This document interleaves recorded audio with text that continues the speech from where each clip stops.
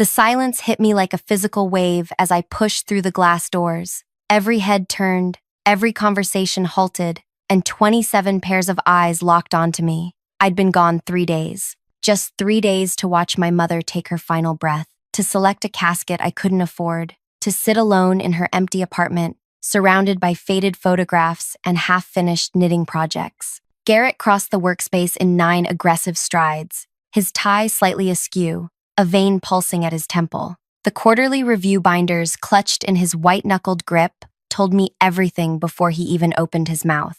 "Where were you yesterday?" His voice carried across the hushed room. "Your team scrambled to cover everything during the most important presentation of the quarter." I swallowed, my throat dry as sand. "I was supposed to be at my mother's funeral, but your dead mother isn't our problem." His words echoed against the windows, bouncing back like stones. Someone gasped. The receptionist pretended to organize papers. My colleague Willa stared intently at her keyboard. "We have deadlines," Garrett continued, stepping closer. "You think client contracts care about your personal issues? You think we can just tell them, sorry, Thea had family matters?" The floor seemed to tilt beneath me. I felt hollow, scraped out, a gourd with nothing inside. But somewhere in that emptiness, something small and hard took root. I nodded slowly, walked to my desk without removing my coat, and pulled out the manila envelope I'd brought. The weight of it had been burning against my side all morning. "I understand deadlines matter," I said,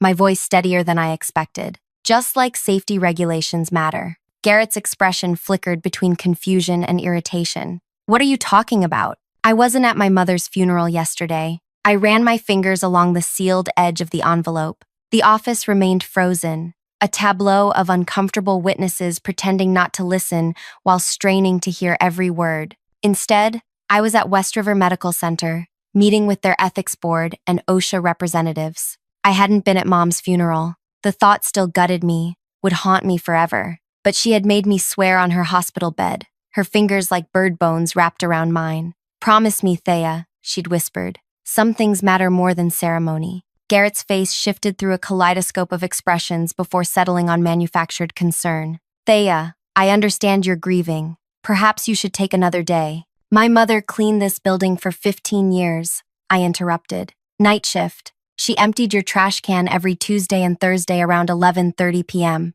You never saw her." The revelation rippled through the office. Willa's head snapped up, her eyes wide. Our receptionist stopped pretending to organize papers. "Nobody here knew," I continued, "that the woman who scrubbed your bathrooms and polished the conference room table was putting me through college. Nobody knew she volunteered days at West River Medical for 14 years, so beloved they gave her free treatments when the cancer started." Garrett shifted his weight, glancing toward the executive offices. "Thea, we should discuss this privately." I slid a single page from the envelope. "Not everything. Just enough. What my mother collected over 7 years matters more than my attendance at her funeral. That's what she made me promise." If you're finding this story compelling, please take a moment to like and subscribe. Your support helps more stories like this reach people who need them. Drop a comment if you've ever witnessed workplace toxicity. Your stories matter too. My name is Thea Kavos. I'm 32, with a master's degree in environmental health that my mother paid for by cleaning office buildings at night and hospital rooms during the day. I know the chemical composition of every industrial cleaner on the market. I can identify carcinogens by their scent profiles. My mother made sure of that. "Knowledge is protection," she'd always say, her hands raw from cleaning products as she helped me with homework. Loretta Kavos came to this country with nothing but determination and a fierce love for the daughter she was raising alone. She worked invisible hours, the kind nobody with a corner office ever witnesses. She moved through buildings after everyone important had gone home, emptying waste bins and wiping down surfaces covered in fingerprints and coffee rings. For 15 years, she cleaned this building. For 8 of those years, she documented everything. The day she told me about the headaches, I worried. The day she mentioned nosebleeds, I grew concerned. The morning she couldn't stop vomiting, I insisted on the hospital visit that changed everything. "Stage 4, the doctor had said, avoiding my eyes. "Aggressive. Unusual for someone without risk factors." Except there were risk factors. 3 other night cleaners from our building had developed similar cancers within 18 months. All worked on the restricted 6th floor. all handled waste from the unmarked containers that appeared each Wednesday night. It burns through gloves, my mother had told her hospital supervisor during a treatment session. It smells wrong. She'd been bringing small samples to West River for months before her diagnosis, collecting them in barrier containers, labeling locations, dates, times, building a case while the poison built in her body. I know what this is, I whispered to her. I know what they're doing. She squeezed my hand weakly. Then make it stop. As her condition deteriorated, hospital staff became her advocates. Elias from the ethics committee started asking questions. Procedures were initiated. Tests were run. She died on Sunday. Her funeral was Tuesday at 2 p.m. I spent that time in a fluorescent-lit conference room at West River Medical, surrounded by officials, lawyers, and environmental specialists, going through 7 years of my mother's meticulous records. Thea, you don't understand the complexity of quarterly reporting, Garrett was saying now, reaching for the paper in my hand. If you're suggesting some connection between cleaning supplies and your mother's condition, I'm not suggesting anything, I replied. The Environmental Protection Agency and State Health Department will be making those determinations. I'm merely informing you why I missed yesterday's meeting. The 6th floor executive elevator dinged. Keaton, our CEO, emerged with our legal director, their expressions carved from granite as they surveyed the scene. Garrett, Keaton called, his voice dangerously calm. My office. Now. His eyes shifted to me. Miss Kavos, please join us. I returned the single page to my envelope. I'll need to call my attorney first. The statement, true but delivered with a confidence I didn't entirely feel, sent another ripple through the watching crowd. Willa stood up. I'll come with you, Thea. I hadn't expected that. Willa and I were work-friendly, but not close. The solidarity surprised me, left me momentarily speechless. That won't be necessary, Keaton said sharply. Actually, I found my voice. I'd prefer a witness. Keaton's jaw tightened, but he nodded tersely. As we walked toward the elevator, whispers erupted behind us. My phone vibrated in my pocket. Dante, my friend from college who now worked for the district attorney. The message simply read, they called,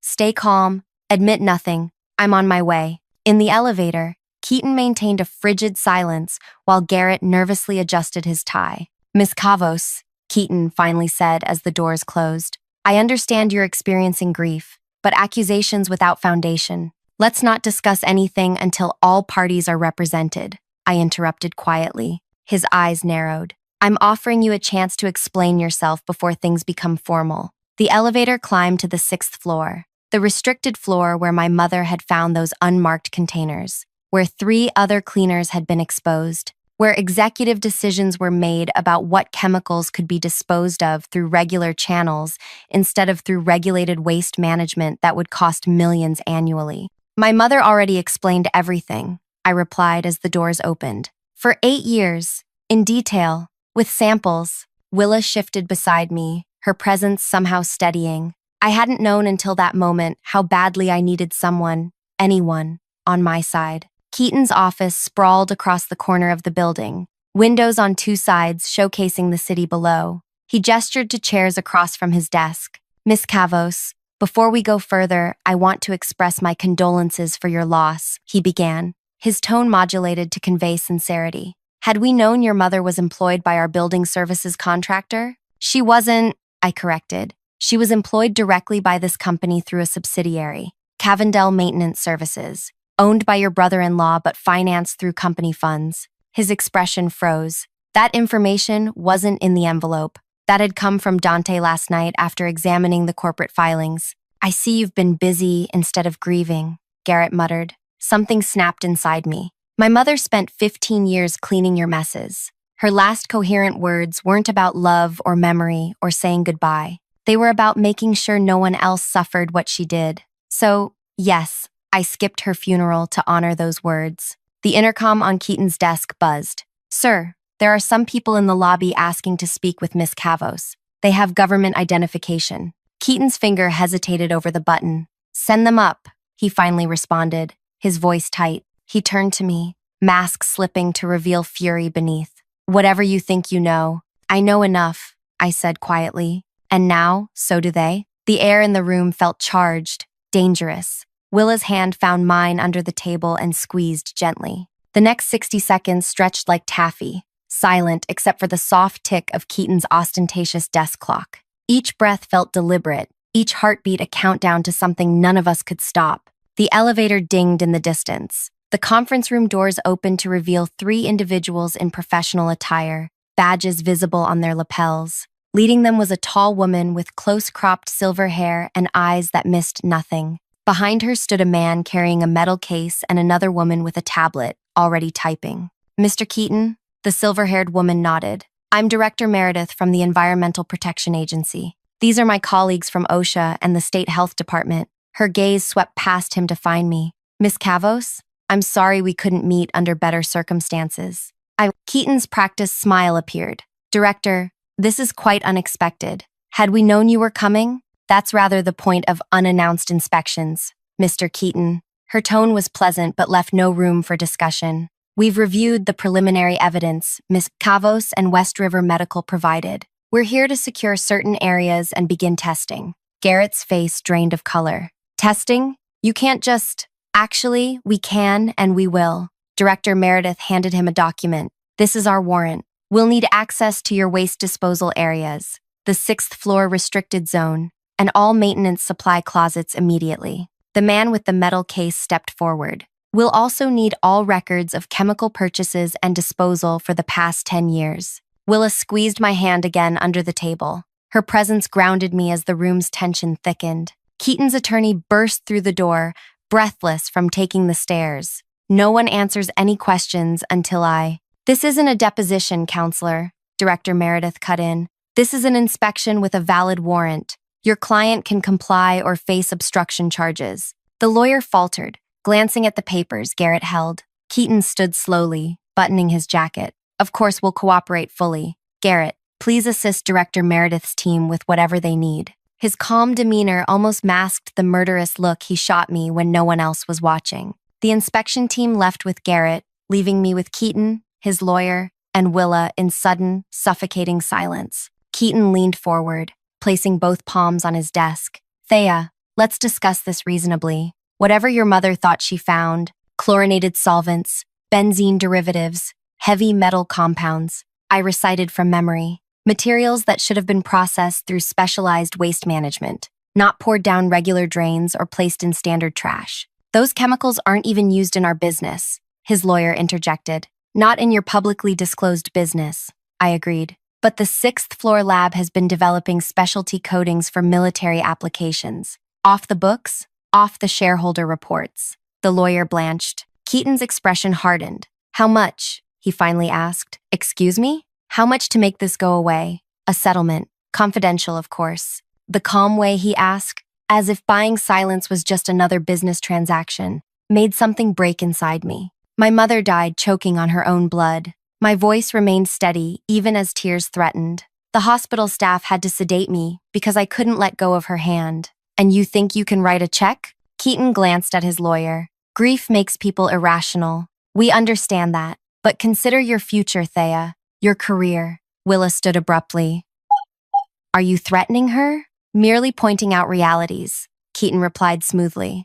"Whistleblowers rarely find employment afterward, even successful ones." The intercom buzzed again. "Sir, there's a district attorney here, and several news vans have pulled up outside." Keaton's composure cracked just slightly. He hadn't expected media. I hadn't either. The door opened and Dante walked in, his prosecutor's confidence filling the room. Behind him came Director Meredith, her expression grave. "We've sealed off the sixth floor," she announced. "Initial readings confirm unsafe levels of multiple controlled substances." Dante placed a protective hand on my shoulder. "My client won't be answering any questions without me present." "Your client?" Keaton's eyes narrowed. "I thought you were here representing the district attorney." "I am the assistant district attorney," Dante corrected. "And Miss Kavos is a key witness in what is now an active criminal investigation." Keaton's lawyer whispered urgently in his ear. His face darkened as he listened. "This can still be resolved civilly," the lawyer offered,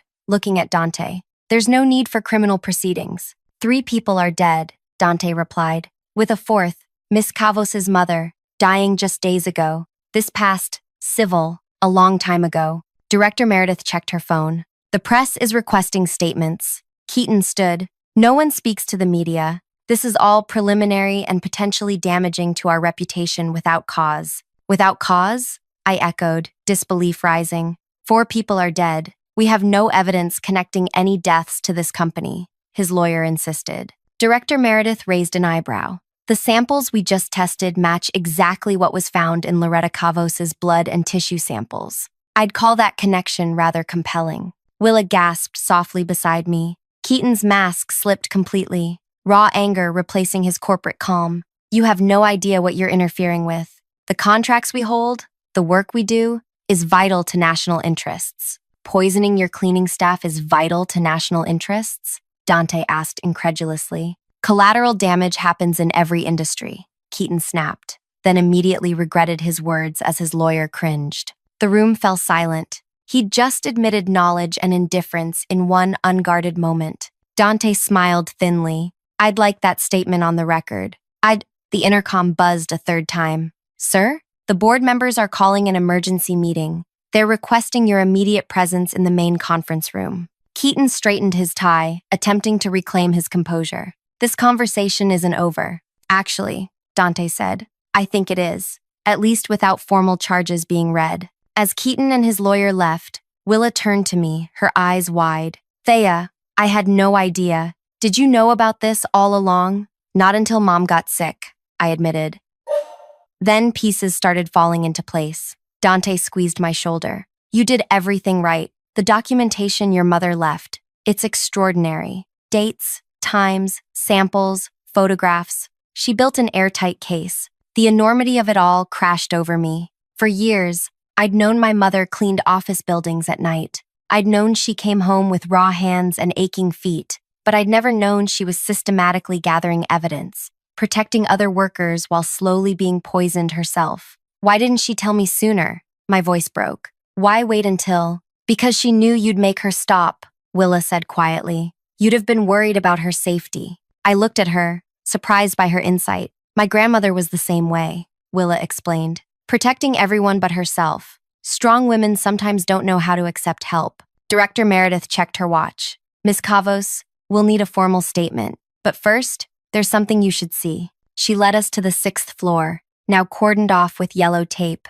Through glass walls, I could see teams in protective gear collecting samples from unmarked containers. Those, Director Meredith pointed, were being disposed of in regular waste bins. Your mother documented exactly when and where each container appeared over years. The consistency of her records is what made this investigation possible. I pressed my hand against the glass, remembering Mom's voice. Always be thorough, Thea. Details matter. What happens now? I asked.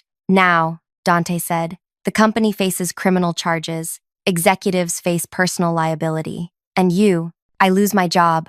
I finished. Willa shook her head. Not necessarily. The board is meeting. This goes beyond Keaton. The entire executive team knew about the disposal practices. How do you know that? Dante asked sharply. Willa hesitated, then squared her shoulders. Because I've been gathering my own documentation for the past year. Different department, same concerns. I just didn't have enough proof on my own. I stared at her in shock. That's why you stood up for me downstairs. She nodded. When you mentioned your mother and the chemicals, I knew immediately what you were talking about. Director Meredith looked between us. I think we need to hear Miss Willa's information as well. As we walked toward a clean conference room, my phone vibrated. A text from an unknown number. This isn't over. Some battles can't be won, only survived. I showed it to Dante, who immediately began tracing the number. Intimidation tactics, he muttered. Classic. They think they're untouchable. I thought about my mother, how she'd cleaned their messes for 15 years,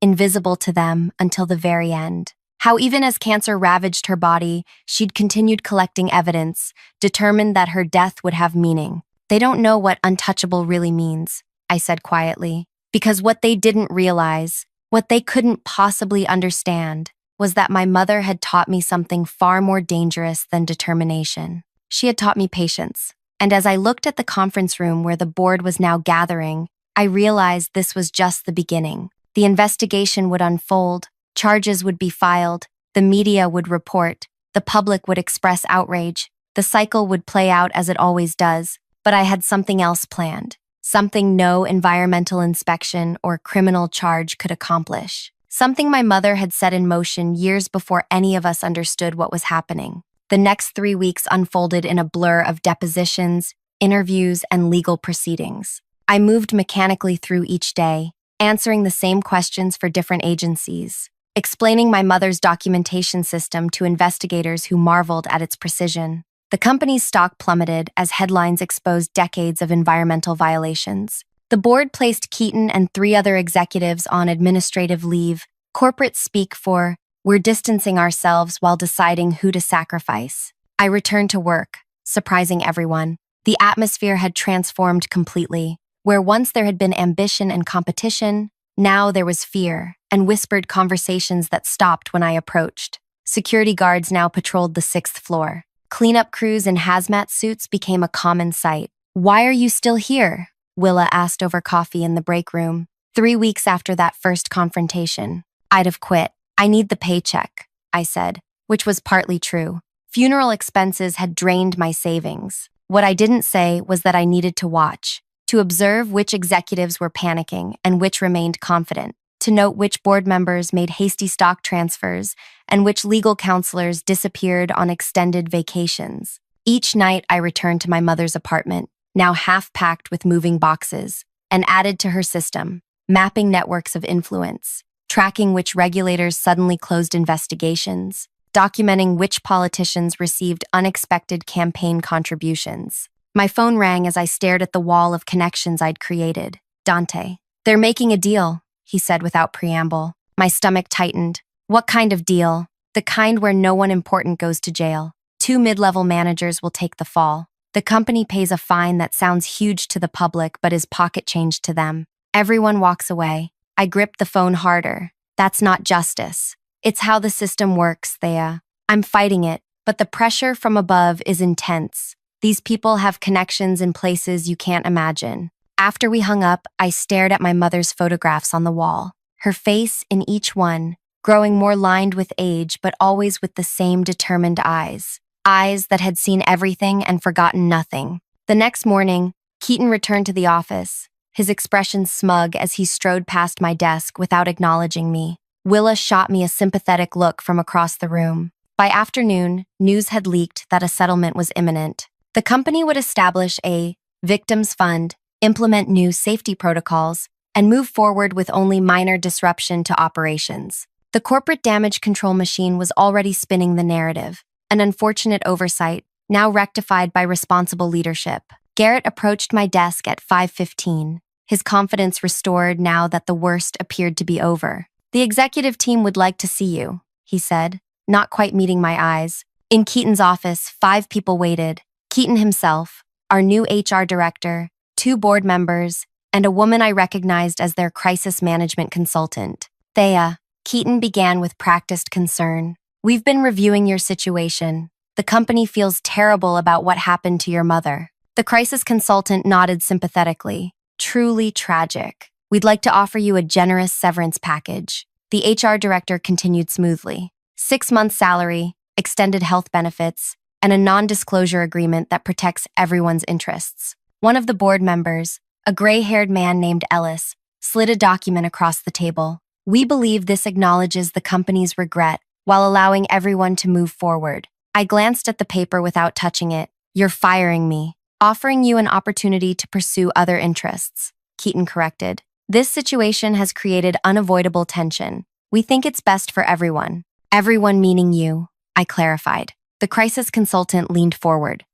"Miss Cavos, this settlement is extremely generous. Many would see it as a blessing. Time to grieve properly while financially secure." I studied each face around the table. They were so certain of their position, so convinced of their ability to make problems disappear with money. "Did you know my mother kept a journal?" I asked quietly. Keaton's expression flickered slightly. "I'm not sure how that's relevant. She wrote in it every night for 15 years. Detailed entries about what she observed after hours in this building." I paused. She was particularly interested in the executive floor. The crisis consultant's professional mask slipped just slightly. "Cleaning staff see everything," I continued. "Late-night meetings, shredded documents, affairs with subordinates, financial records left on screens." Ellis shifted uncomfortably. "This sounds like you're suggesting." I'm not suggesting anything. I'm explaining why your offer is insufficient. I stood up. My mother didn't just document chemicals. She documented people, their patterns, their secrets. This is bordering on extortion, the HR director warned. No, this is me declining your offer. I moved toward the door. I'll continue working here while I consider my options. That won't be possible, Keaton snapped, his composure cracking. Your position has been eliminated. I turned back to face them. Has it? Then I'll need to speak with my attorneys about wrongful termination added to our other claims. The room temperature seemed to drop 10 degrees. What do you want, Thea? Ellis finally asked. What did I want? Justice seemed too simple an answer. Revenge too small a concept. What I wanted was for them to understand what they had taken from me, from the world, the decades my mother should have had, the grandchildren she would never meet, the retirement she worked endless nights to secure. I want to see what happens next, I answered truthfully, and left. Outside, Willa waited by the elevator. How did it go? They offered me money to go away quietly. She nodded knowingly. And you said? I said they don't know who they're dealing with. We rode down in silence. In the lobby, Willa hesitated. There's something I haven't told you, she said, about your mother. My heart skipped. What? She used to leave little notes sometimes. For the night cleaning staff, thank you notes, encouraging messages. I work late a lot, and I'd see her. Willa's eyes grew damp.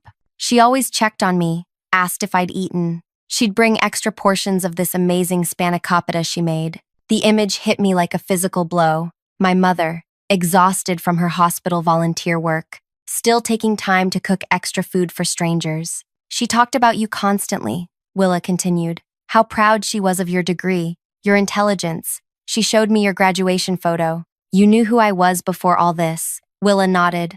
I requested to work on your team when there was an opening. She wanted someone looking out for you here. I stared at her, recalibrating everything. Why didn't you tell me? She asked me not to. She said you'd be embarrassed, knowing your mother was cleaning the building. Willa looked down. I should have told you anyway, after she got sick. Outside the building, the early evening air felt electric with possibility. A storm was brewing, both in the darkening sky and within me. There's more to her documentation than chemicals, isn't there? Willa asked quietly. I hesitated, then nodded. I want to help, she said. Whatever you're planning. For the first time since my mother's death, I felt something like hope, not for justice through official channels, but for something deeper, something only I could deliver. Come with me, I said. At my mother's apartment, I showed Willa the wall I'd been building. Connections, evidence, patterns spanning 15 years. Her eyes widened as she took it all in. This is incredible, she whispered. But what's the plan? The settlement's nearly finalized. My mother didn't trust the system to deliver justice, I explained. She created a backup plan. I opened the closet and removed a false panel she'd installed years ago. Inside was a waterproof container holding drives, journals, and a sealed letter addressed to me. I found this the day after she died. Instructions for what to do if the official investigation failed. Willa helped me spread the materials across the floor. Hours passed as we organized 15 years of secrets,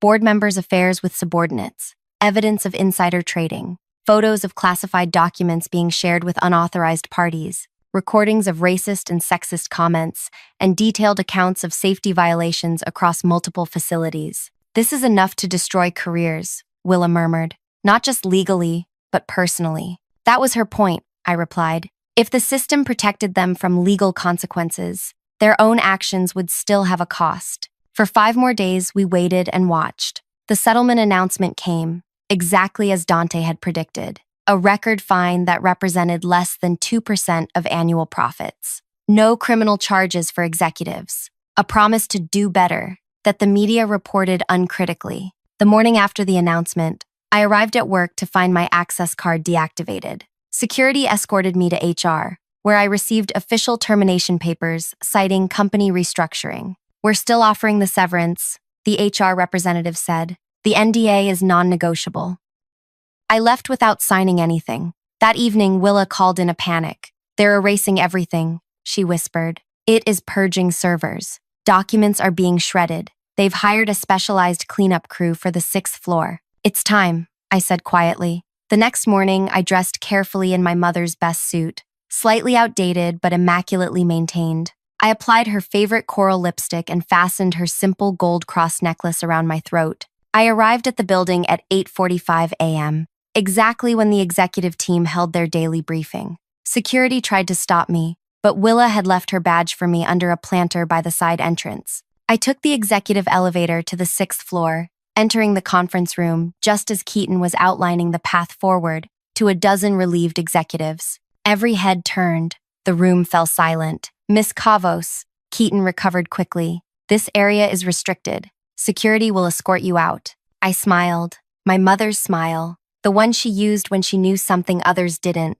I'll only need a moment of your time, I said, placing a small box on the conference table. I came to return something that belongs to the company. Inside the box was a single flash drive. What is this? Ellis demanded. Insurance, I replied simply. My mother called it her justice package. Keaton's face darkened.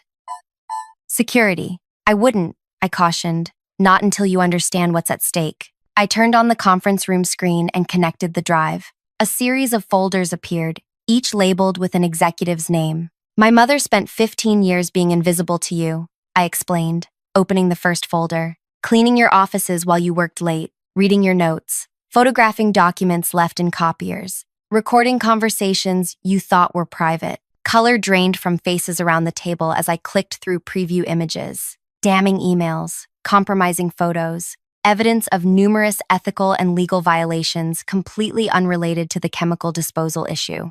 Copies of everything on this drive were sent this morning to the board of directors, major shareholders, and several journalists. I continued calmly. Not the environmental violations you've already settled, the personal indiscretions you thought no one knew about. Keaton lunged for the drive. This is illegal. You can't. Actually, I can. I corrected him. My mother was legally present in those spaces as an employee. Nothing was obtained through hacking or breaking and entering. She simply observed. The room erupted into chaos. Accusations, threats, desperate calls to attorneys. I watched them unravel. These powerful people who had dismissed my mother as irrelevant even in death. Your dead mother isn't our problem, Garrett had screamed that day. But he was wrong. My dead mother had become their biggest problem. Because Loretta Kavos had understood something fundamental about power. Those who believe themselves unseen often fail to guard their secrets. For 15 years, she had been gathering evidence while battling exhaustion,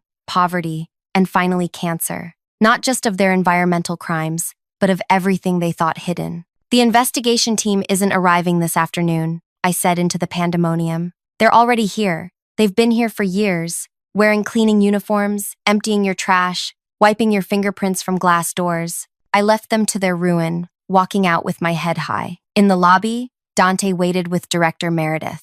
It's done? He asked. I nodded. My mother always said justice comes in many forms. Outside, reporters were already gathering, drawn by rumors of board members receiving explosive evidence packages. The company that had thought itself protected by wealth and influence was about to discover the power of long-buried secrets brought to light. What will you do now? Director Meredith asked. I looked up at the building where my mother had spent countless nights cleaning while I slept. I'm going to make sure every night shift worker in this city knows their worth, I answered, and that someone is watching out for them. Because in the end, my mother's revenge wasn't about chemicals or cancer or corporate malfeasance. It was about visibility, about forcing powerful people to see those they'd chosen to ignore. If this story resonated with you, please hit that like button and subscribe for more stories about justice finding its way. Share in the comments if you've ever witnessed someone underestimated become the most powerful person in the room. Remember, sometimes the most important people aren't those behind the desks, but those who see what happens when everyone else has gone home.